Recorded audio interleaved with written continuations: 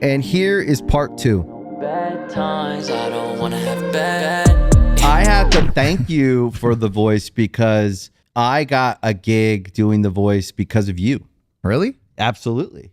The voice worked in America. Yeah. And they said, we need a tattooed singer guy to be on our panel. Funny. And they called me and like, it was a directly reference to you. They were like, tattooed singer guy. That's really funny. Right? And tattooed lead singer. That's like what they wanted. So they called me and I liked the show. I went and did it in Australia for like 6 years. It was a great. Yeah, I know. I remember you when you guys did that. It was a long trip, but I love Australia. Australia's the show. Awesome, dude. And so I got the gig because of you. That's so funny. I kept the gig because I'm fucking great on TV, but I got it because of you. Exactly. It started with me, but then you took it. Let us you took get our it the foot distance. in the door. Exactly, bro. Fucking problem. Exactly. Man, that show's fun. Yeah. That show's a blast. Yeah. I've had so much fun on that show. What's your latest tattoo? This one took a lot to recover from, like emotionally. I think it's because it's still heavy black. Can I like see? a lot. Can I see? It's like goes all the way up. God, it's the wrong. awesome. It's the wrong shirt to show you, but Well, I see why it's painful. It's all that, all the black. So like I'm just and it's now over other tattoos. Yeah, really hurt, man. Like for the That's first why time in it my hurts. life. For the first time in my life, like after this, I was like, I might be done being tattooed. Well, tattooing over scars is painful. Yeah. Over 40, your nerves get less shot. I used to be nerves so get much shot. more. I'd go into a shop, and there'd be Revved people up. places, there'd be people everywhere, and be like, all right, let's go. And then I would grit it out and just like deny the pain. And you have your head tattooed, which I'm super jealous of. I want so bad. But yeah, like now I have no tolerance, and I'm a total wimp, and it sucks. It looks badass though. Thank you. It looks great. I'll show you I'm after. jealous. And your brother just got an awesome cover up too. Yeah. But covering up that much tattoos on your arm, especially in the ditch there, and also because it's scar tissue, you never know how it's gonna like. It a also little extra. also yeah, like and also took me like a couple of months to like actually contact Brian, who did the sleeve under it and be like, Oh, do you have to- you have because to Brian tell has the guy. done most of the work, and Right. I love Brian. He's one of my best friends. Yeah, and stuff. yeah. And I'm but like, hey man, and he's the journey. chillest, coolest dude ever. Yeah. But like, I was like, it's been 20 something years, right? He doesn't care. He's Yeah. cool. Yeah. But I was like, so. But it's very classy of you actually to tell the guy. I don't know if I would. It took me long enough. Yeah, But I did. It's thoughtful. I think I'm gonna get some tattoos covered for sure because Yeah. that's just what happens. 20 years later, you're like, I want to. What the fuck keep was going. that? Yeah. You know. Not that I felt that way about your tattoos, Brian. But it's natural, right? You're just and so, but to be able to have a relationship with someone where you can have an uncomfortable conversation with them, and even if it could be trivial to someone else, but this is this guy's work, and like you said, he may not care. It was 20 years ago, but for you to think about his feelings, I think that's important. Actually, a good lesson. Like, I don't think about that because now I'm like, maybe I should. If I'm going to cover a tattoo, should I? It depends on the guy. He only cried for like 5 minutes. Yeah. And then it was like pretty cool. Yeah, that arm looks fucking sick. I'll show you the rest of it when I can actually lift my shirt up. Yeah. So the new record, Love Is Like, how many records is that for you guys? This is This is our 8th record. 8th record. Oh, we're on the 8th record too. No shit. Yeah. And by the way, congratulations. Thank you. guys I've heard a lot of it, not all of it, but Benji sent me some tunes. I love it. I like it. Yeah, man. It's nice. Sounds great, dude. I love that you guys are doing it again now too. Like, it's fun to do it together. Had to take some time off, Yeah. 7 or 8 years, You're back though. raise these kids and figure out how to do all this shit, be married and live in the world and be adults and all this shit. You grown ups. But now I feel like we're ready to go back to the music. For Love Is Like, 8th album, what do you feel like you need to get out of a record when you make it now? I think that now it's so funny too. Like, one of the greatest things about having moved out of LA was it gave me the ability to like have there be just less noise in general. I mean, when you live in a major city, when you live in LA or anywhere, New York or anywhere, there's buzz, right? You're living amongst millions and millions and millions of people. Yeah, it's energy all the time. So much energy. And I just was able to like really kind of unplug. And so for me, I was able to start to write again. And that to me now being on our 8th record, and we've kind of experienced every form of writing music with all these different people. And sometimes it's been just the band and sometimes it's been, so we've done it every way you can do it. And I think this time around, I wanted it to be the most kind of artistic thing that I could accomplish on my own with the band and with, by the way, great producers and you know, people helping me write songs, but not in the same way that I've been getting the help before. Yeah, just like collaborations that you believe in. Yeah, and also like my rule for this album was the idea for the song, most of the words and all of the melodies, more or less, give or take a melody here or there, has to come from me, or the band or someone that's part of our nucleus. Yeah, it like it needs to be real self-expression. Like, yeah, like this felt was just the need. Totally. Like this, like I wanted to take the brunt, or like, I want, like when this album comes out, I want it to be on me. Yeah, something about this moment in your life and in this endeavor for this record was like, I need to express myself. I need to fucking make something that I get it. That's how I felt about this record for us too. Yeah. I need to dig in. I don't need to like go and do what I would think would be like the most business savvy. I don't want to go about this business wise. I don't want to say, oh, this person's writing great songs. Let's get together in the room with that person. It was more like less on trend and just like, you know what, I'm going to go out and just make whatever fucking album I want to make. That's dope. And not worry about fitting into any, you know, pop music norm that is currently taking place. Like I got super obsessed with writing his samples. Like I found weird samples and worked on them with our producer Fede, who's an awesome dude. Do you know what I think that is? When I listen to you say it, because I feel like we're in a similar place, and it might be our age, it might be where we are in our lives, but also I think like you, and even you more than me, but we both have done the other thing successfully. We've said, there's a time and a place for every part of your career. That's what a career is. Yeah. It's like these moments. Yeah. You guys, better than anyone, have, I mean, look at all the features you have in your catalog across the years. It's incredible. You have Kendrick Lamar, you have SZA, you have fucking all these cool, crazy. Across the board, every genre, you have features across your catalog. But you also, in those features are classic records, classic songs. If we went through every fucking Maroon 5 moment, everybody would be bobbing their head going, I forgot this song. This fucking song is amazing. And so what I'm saying is like, if you've already done that, and it's like a full circle thing, right? It's like coming back to the beginning of who am I? What do I have to say? Yeah. And then you dig in and you make a record. That's how I feel about this record with us too, is like, it's just a different moment. We want to make something that we fucking had to dig in and make. It's back to that artistic standard of here's where I'm going. Like, rather than chase and say like, okay, well, what do I have to do to get you to like me? Yeah, yeah. You know, hey, I'm going to do this, I'm going to do that, I'm going to write this kind of song with these people. It's like, that's fun. That's a fun game to play. Yeah. But this is more just like, I'm going to do this and I hope that you guys like it. It's a cool moment. Because this is us right now. And that's a cool moment. And it'll be a cool moment. No one's going to take that away from us, which is nice. It puts almost in a weird way, less of an expectation on it, but the door is open for it to become successful. That's kind of how I feel. I hope people love the music. I think it's the best music we've made in a long time because it's the most authentic and genuine. You shouldn't put it out if you don't feel that way. I don't know. And I don't think you would have. Exactly. I couldn't. Yeah. Like I didn't have the stomach for that. It's on par with where you're at. You move, like I'm the same place. Move my family out of the city, live in a quiet place where we get family time, and I get to sit in life for real and go, who am I? What do I like? What do I think? And shut everything out. And then I come back to work here in the city and everything's still here. Everything's buzzing. Yeah. You can participate if you want. But I think it's like that thoughtful moment where you're getting to decide who you are. And and I don't think in our younger years, we've had to learn how to do that because I don't think we thought we could. Sometimes I think we were just keeping up and moving and sticking, and it all becomes a blur of like, I guess I was, you know, and you look back right on all the things and you're like, your mindset had to have been so specifically one way. And I think that changes as you get older. I think you don't have the same. Yeah. And it's a real lived life. And then we bring it back to our music and we're like, yeah, this is just where I'm at. And this is where I've rounded out to, is like, I appreciate everything I've done. I love it. I fucking love every single moment of it. But also, if you went back and looked at everything we did, you could pick it apart too. And like, we were just growing up in front of everybody, and we wanted to land on our feet and be real guys in a real life, doing real shit, and be happy. And if you're able to be happy in this life, that's to be the luckiest thing you could ever experience. I agree. And especially in this crazy fucked up world now, I just think like, if you can exist in your own space and be happy and be yourself against the pressure to participate in all different kinds of bullshit. That's the challenge of now when we talk about how's the music business changed or how's the world changed. It's like there's so much pressure to participate in all these fucking conversations and all this bullshit where you're like, yeah, I don't actually want to.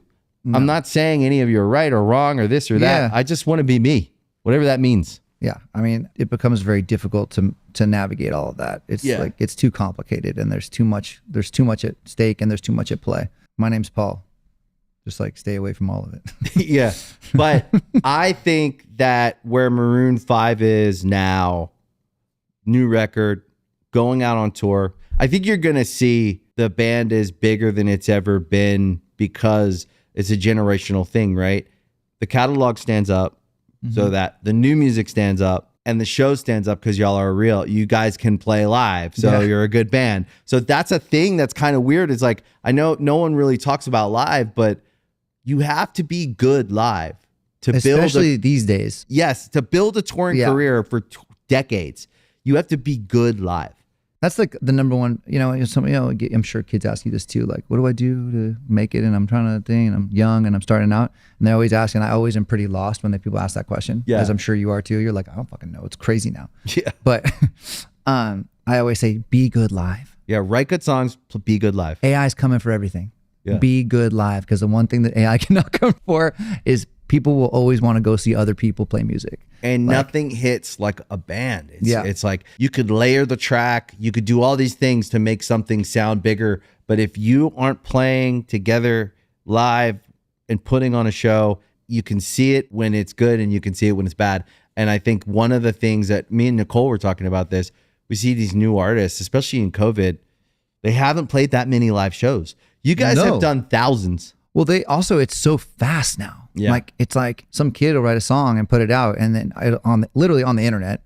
And all of a sudden this kid is going to be selling out giant places. And he gets thrown into an arena and he doesn't know how to do an arena because you got to do a club, then a theater, then an amphitheater, then an arena. Yeah. Then you can do a stadium if you do the arenas long enough. Could you imagine being a kid that has a hit song that becomes, okay, now I'm playing in an arena and I skipped all the first 10 steps.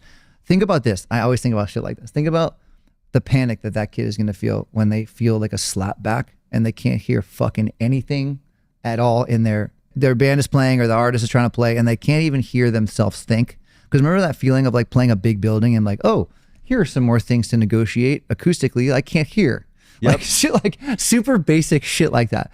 Like it's just so much to handle. And no one tells you. You got to build yourself up. No. That's why, again, like Maroon 5, Good Charlotte are great examples.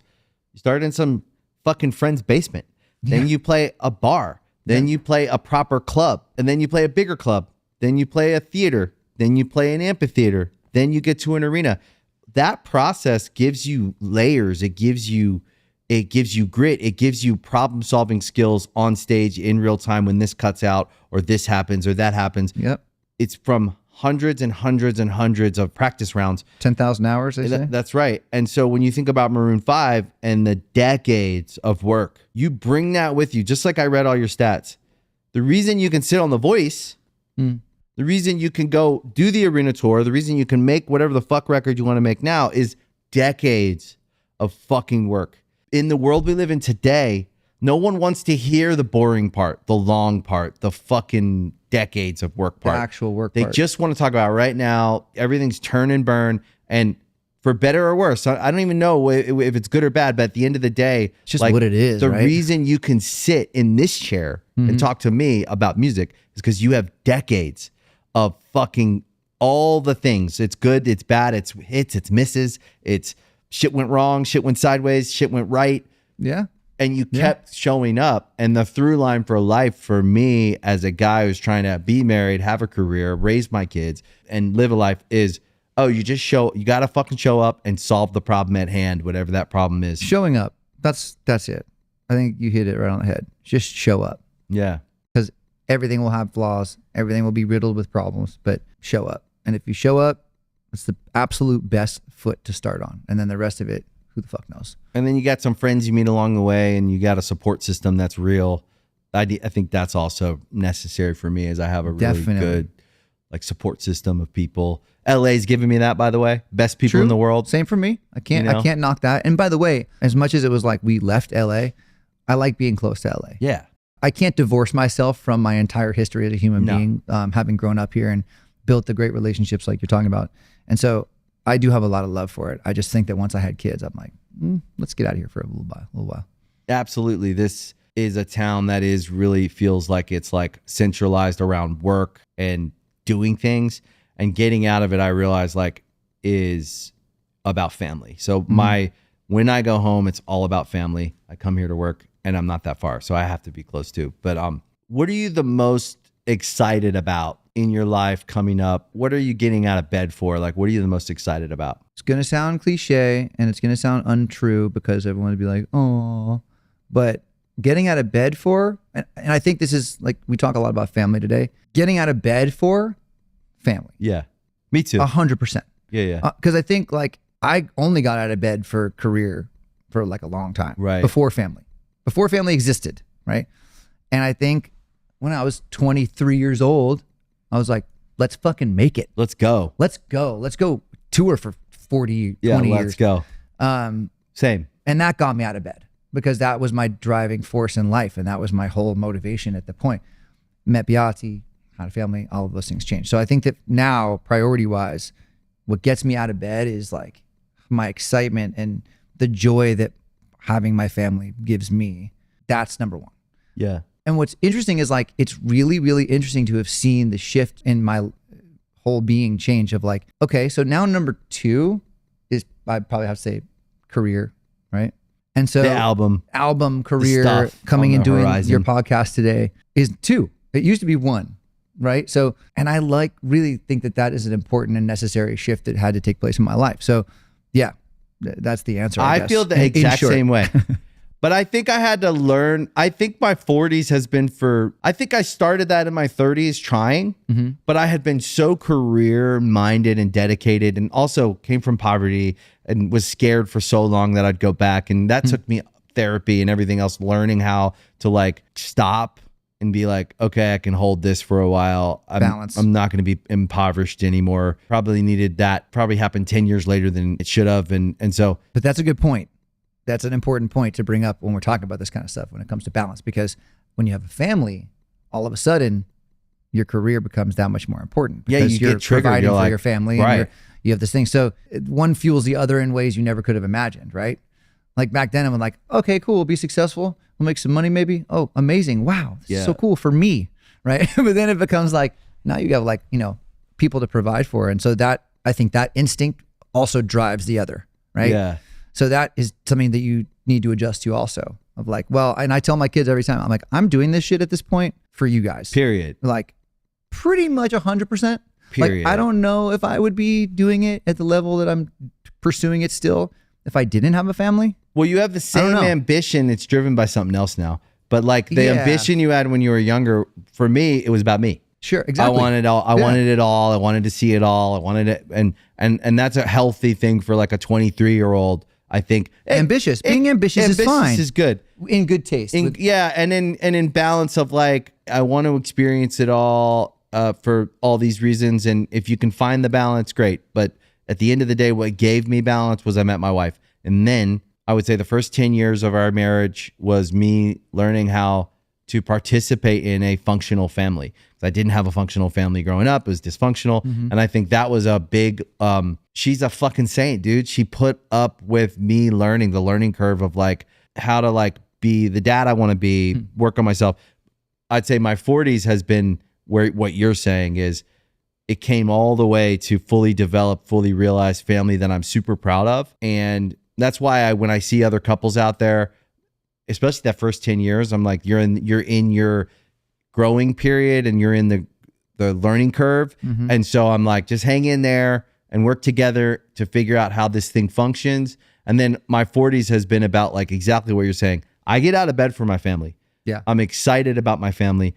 Everything that I do for a job, I choose things I want to do, but I do them for my family. Of course. Working to support our family habit. Exactly. And it's less about like fiscal reasons. It's more just like spiritual reasons of like, I'm going to do this because I want to be that person for my family. It's more symbolic, I think. And also just adjusting to like, I have to say like the appreciation that I have for what I do now is at the highest level. Like I get up now, I go to Brazil or Southeast Asia or it's touring the States or wherever it is. And I get up there and there's thousands of people there. And I'm like, I think it's also because we've been doing it for so long that now full circle moment of like, I'm like, wow, fuck, this is so amazing. That I still get to do this. Like, and these people are here. They're showing up for us to see our band play still after 20-something, 3 years or something. So my appreciation level, which I also think that the fans really respond and appreciate. Well, they can feel it. They can feel that. And maybe there was a moment where they didn't feel it quite as much as they do. Now I'm going there and I'm talking about it the whole time on the mic. I'm like, fuck, this is amazing. Like, you know, because it's so real. Like I really genuinely appreciate that people still show up to come and see us. It has to be that way though. We have to have those moments in our life because what do you want? Like you can't, it's not a straight line. It's a long winding road of like, I actually think our generation of bands and musicians, I think there's a weird through line, like where all the guys, like one, we were raised by bands that like had really bad behavior and bad habits. Correct. And it was glamorized and these fantasies were like put in our heads in the 90s. Like drugs were cool.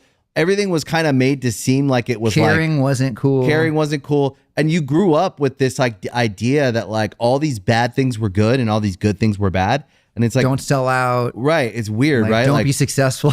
don't have success or don't, whatever the messaging were, it was weird. And I think we're all around the same age because I see other guys in bands that are all actually just trying to have like real lives and do this thing and find the balance of like, what does that mean?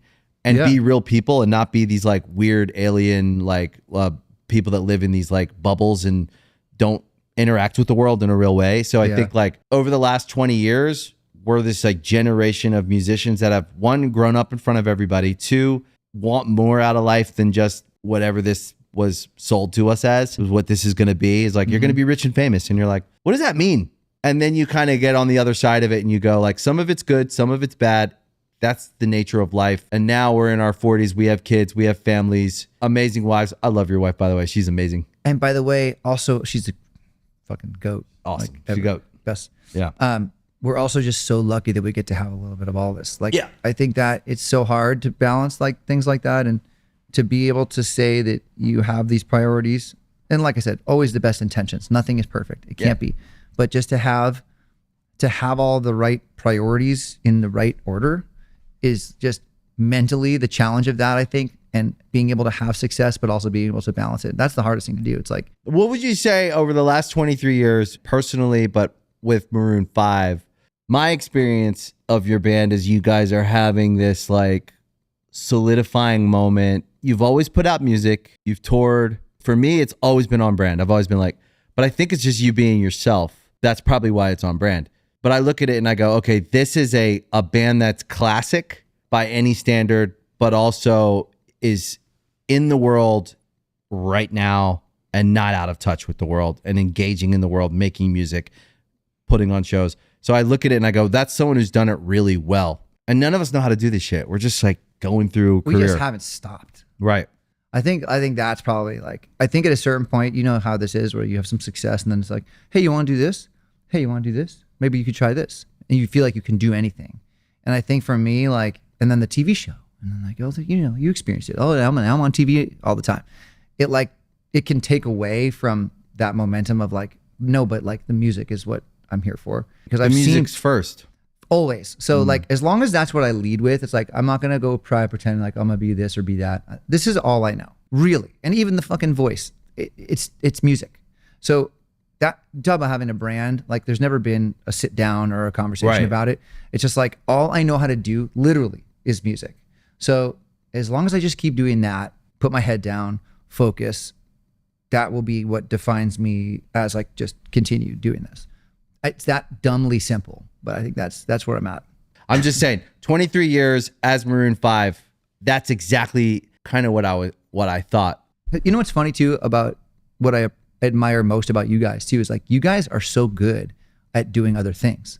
Like when I come to this office and I see all the things you've done, I know you've worked and signed other artists and done other record label stuff. Like the way, and Benji tells me about business shit you guys do, which we won't get into, but like I'm incapable of that. And I think that's what, if anything, I would have liked there to be some more. All I have any confidence in this world is the fact that like I can sit down and write a song and I can go perform and play. That's it. But like, I don't know, like that is my, like you said, that is my brand. Whereas like you guys were able to do other shit. So I could see how that could be tempting to go and take 7 years off and do that. I just am incapable of it, if that makes sense. Yeah, well, I think Your empire is more than music. But I think it's all of us being ourselves, right? Because when I see what you've accomplished, it's 10 times or however many multiples greater than what we have in the music sense of like how many records have we sold, this, and that. Not that we could compare, but if I look at the equity, but yeah, if I look at the wall you've built by putting one brick in at a time, it's almost like what we've accomplished in our businesses is similar. It's the same amount of energy going in because we work the same. We all work all the time. And that is what I envy about it, is that it's equally impressive to me. I'm actually blown away by that aspect of what you guys do, is that like, I think in establishing what we're talking about for me, which is like, how have I done it? It's basically by sticking to that one thing. Yeah. And that's, like I said, that's all I know. I've tried to do some of the shit you guys have pulled off super successfully, and I fucking can't do it. It's impossible. But that's only because you kept the music first, and I see it. That's exactly what you hit the nail on the head. When I think about Maroon 5, I think music. Yeah. Do you know what I mean? Think about it. When I think about Maroon 5, I think music. It's a musical, it's a very rich musical brand entity, whatever you want to call it. But when I think about you, I think music. When I think about Maroon 5, I think music. Yes. And it's not just, it's not any one song. It's not any one genre. It's music. And that, to me, you nailed it. You put the music first, always. That's kind of the North Star. And with us, we didn't. We went and weaved through, and which one's better, which one's worse? I think we're all just being ourselves. But that's what I'm saying. Like, that's part of my thing, and what's part of y'all's thing is what you've done, which has obviously been hugely successful too. So it's not, that's why the metrics mean less. It's more about like, okay, well, what did we build? What did we build? How did we build it? What kind of thing? And so I envy both things. You know what I mean? It's pretty cool. It's cool. Yeah. It's cool to know you. It's cool to know you too, bro. Yeah. I'm excited for the record, man, and the tour. Yeah, man. I can't wait. We'll see, we shall see. Thanks for coming on. Thanks for having me, dude. Appreciate it, dude. Great. Right on. Thank you for listening to Artist Friendly. We really appreciate it. If you like the show, you can also follow us on Spotify. You can follow us on Instagram at artist.friendly. And you can watch us on YouTube and VEPS. Leave comments. I always read them. See you next time.